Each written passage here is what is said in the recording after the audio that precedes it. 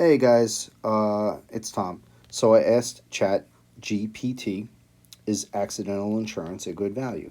Now I've done a video on accidental insurance.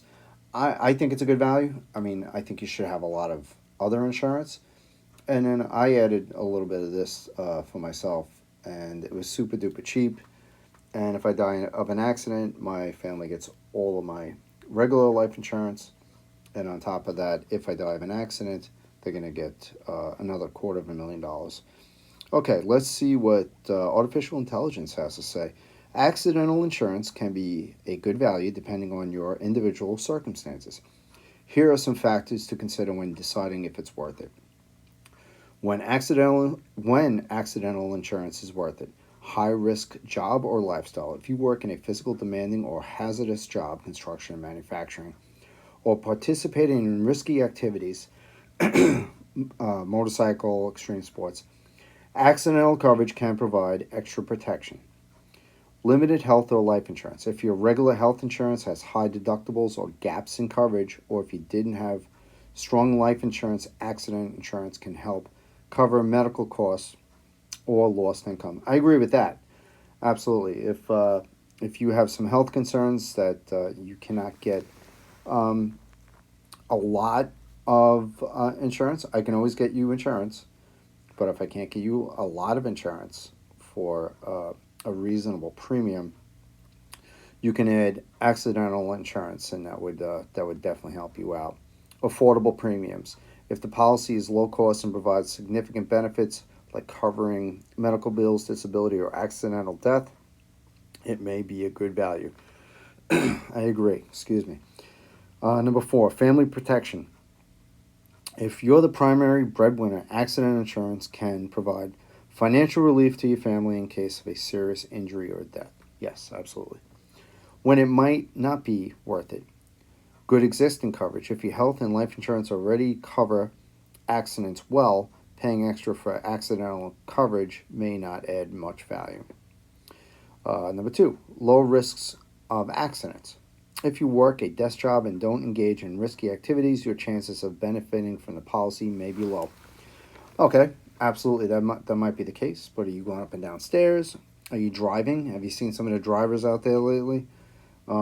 If you're driving any amount of miles, you may have a bad accident. Number three, limited payouts and exclusions. Some accident policies have strict definitions of what qualifies as an accident, and they may not cover all injuries or disabilities. Always read the fine print, and we're going to do that in a second. Number four, alternative coverage options. Disability insurance or supplemental health coverage may provide broader protection beyond just accidents. That's true. I don't agree with that. I don't disagree with that. Bottom line, accidental insurance can be a good value if you have a high risk lifestyle, limited existing coverage, or need additional financial protection for unexpected injuries. However, if you already have comprehensive health and life insurance, it may not be necessary. And yeah, that's all true. I think if you have health concerns and you cannot get a lot of insurance for a decent price, you should get that insurance and then maybe add accidental. All right, let's take a look at Gerber's brochure. And this is the accidental coverage that I write. And pause the video if you want to read it. There's a lot of good information here, but I wanted to get down to the fine print.